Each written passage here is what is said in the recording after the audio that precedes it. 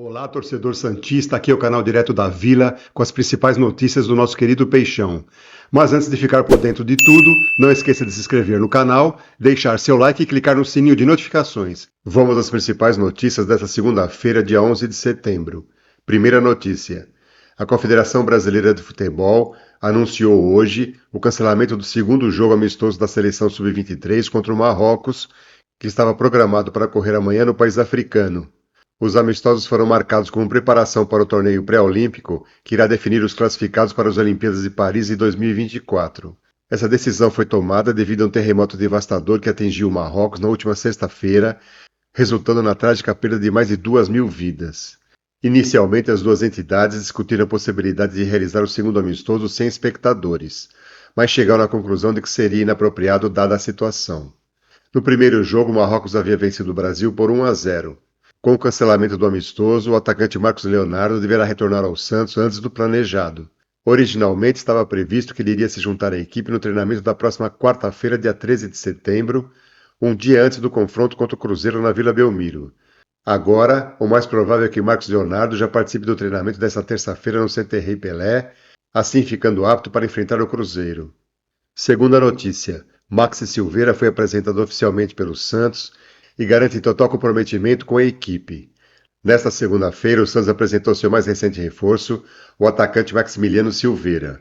O jogador uruguaio de 26 anos assinou o contrato até o final desta temporada e chegou ao Peixe após uma passagem pelo Necaxa do México. Ele recebeu a camisa número 17 das mãos do coordenador técnico Alexandre Galo. Silveira explicou que prefere atuar como atacante principal ou como suporte ao camisa 9, ocupando a faixa central do campo. O atleta prometeu dedicação e uma postura exemplar em campo, em busca por uma oportunidade no time para ajudar o Santos na luta contra o rebaixamento. Na entrevista, ele disse o seguinte: "Sou um jogador que se sacrifica muito pelo time, tanto no ataque quanto na defesa. Vou agregar nesse ponto de vista com atitude porque nesse momento tem de ser isso. Acredito que a equipe necessita disso e vou somar." Sobre o seu condicionamento físico, ele respondeu o seguinte: "Fisicamente estou muito bem. Como você disse, não jogo desde o fim de julho, mas me sinto muito bem. Não deixei de treinar, fiquei treinando no Uruguai. Sempre me mantive treinando. Esta semana serviu também para melhorar fisicamente e estar pronto para estrear."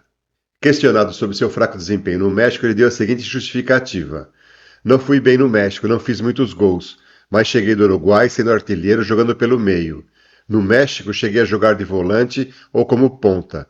Isso para mim era algo novo e tive de ir me adaptando. Obviamente estava mais longe do gol do que vinha estando no Uruguai. Serviu para crescer como jogador e para jogar em novas posições. Vejo como um crescimento."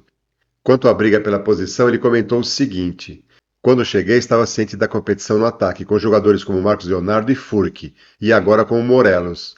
São jogadores talentosos. A competição é saudável, eleva o nível. Vou fazer o meu melhor, seja como titular ou no banco, quando a equipe precisar de mim." Na entrevista, ele também falou sobre sua adaptação ao Santos. "É uma vantagem ter muitos estrangeiros aqui. Conversei com o Rodrigo Fernandes, que falou sobre a história grandiosa do Santos no Brasil. Ele me deu boas referências. Também falei com Emiliano Velasquez, o que me ajudou a decidir vir para cá." Sobre o interesse do Santos em seu futebol, ele finalizou respondendo: "Meu primeiro sentimento foi de felicidade. Conheço a rica história deste clube e dos grandes jogadores que já passaram por aqui. Não hesitei. Quanto à situação atual do clube, isso vejo como um desafio e gosto de trabalhar para sair de uma posição difícil." Terceira notícia. Morre Cosmo Damião, fundador da torcida jovem do Santos. Cosmo Damião Freitas Cid, uma das maiores figuras da comunidade de torcedores do Santos e fundador da torcida jovem, nos deixou neste sábado, dia 9 de setembro. Ele estava hospitalizado desde o fim da semana passada na Santa Casa de Santos, após sofrer um AVC, acidente vascular cerebral. O Santos declarou um período de luto de 3 dias e a bandeira foi colocada a meio mastro. Nascido em 27 de setembro de 1955, Cosmo se tornou um torcedor fervoroso do Santos quando ainda era um menino, depois de assistir a um jogo entre o Santos e o Comercial. Já na adolescência, ele começou a acompanhar o time não apenas no estádio do Pacaembu, mas também viajava para Santos sempre que surgia uma oportunidade. No dia 26 de setembro de 1969, quando o Santos Futebol Clube estava retornando de uma bem-sucedida e invicta passagem pela Europa, após uma série de 7 jogos, um grupo de 13 adolescentes se reuniu em uma antiga casa no tradicional bairro do Brás, em São Paulo, para fundar oficialmente a torcida jovem. Essa casa era a residência de Cosmo Damião e se tornou a primeira sede oficial da primeira torcida organizada e uniformizada do Santos Futebol Clube. Ele ocupou a presidência da torcida jovem em 5 mandatos e foi vice-presidente da ATOESP, Associação das Torcidas Organizadas do Estado de São Paulo, em 1974. Cosmo Damião também trabalhou para melhorar a experiência do torcedor nos estádios, criando campanhas para proibir o uso de garrafas de vidro e a iniciativa Um Palavrão a Menos e Uma Mulher a Mais nos estádios de futebol. Quarta notícia. O Santos comemora nesta sexta-feira, 11 de setembro, os 60 anos da conquista do bicampeonato da Copa Libertadores da América. O triunfo santista de 1963 ocorreu após uma vitória épica de virada sobre o Boca Juniors no místico estádio da Bombonera. Naquela época, o Peixe, liderado pelo grande Rei Pelé, escreveu um capítulo histórico ao se tornar o primeiro clube brasileiro a erguer a cobiçada Taça Sul-Americana 2 vezes consecutivas. Na década de 60, a final da Libertadores era disputada em 2 partidas, uma jogando em casa e outra na casa do adversário. No primeiro confronto, realizado no Maracanã, o Santos superou o Boca Juniors, vencendo por 3-2, com 2 gols de Coutinho e 1 de Lima. Uma das curiosidades da disputa foi o nome do árbitro escolhido para apitar as 2 decisões. Embora as partidas fossem uma competição sul-americana, elas foram dirigidas pelo árbitro francês Marcel Albert Bois. No segundo jogo, diante de uma multidão de cerca de 60 mil espectadores na La Bombonera, o clube argentino ostentava uma grande invencibilidade em competições oficiais em sua casa. Com o apoio fervoroso de sua torcida, o Boca inaugurou o placar logo no início do segundo tempo, mas o alvinegro praiano, de virada, com gols de Coutinho e Pelé, conquistou o bicampeonato da América.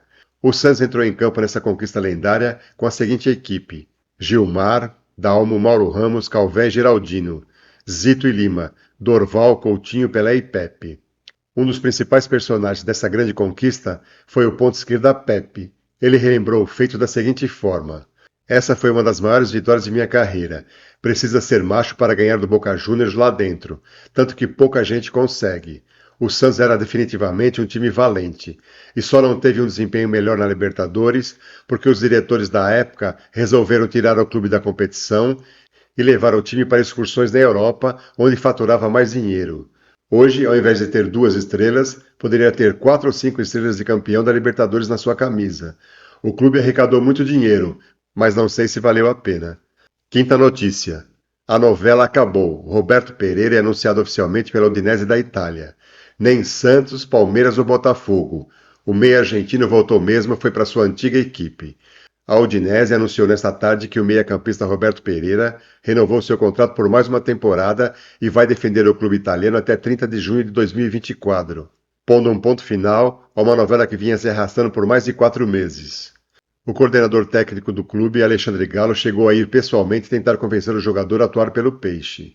Roberto Pereira sempre deixou claro que sua preferência, e principalmente de sua família, era de permanecer na Europa pela estabilidade e visibilidade no futebol internacional. O problema nunca foi financeiro, pois o Santos chegou a oferecer os números pedidos pelo staff do atleta. Bom, torcedor, é isso. Essas foram as principais notícias desta segunda-feira, dia 11 de setembro. Voltaremos amanhã com novas notícias ou a qualquer momento, caso surja alguma informação de última hora. E você aí, meu caro torcedor, gostou da volta antecipada do Marcos Leonardo da Seleção Sub-23? Deixe aqui seus comentários. Gostaríamos muito de saber sua opinião.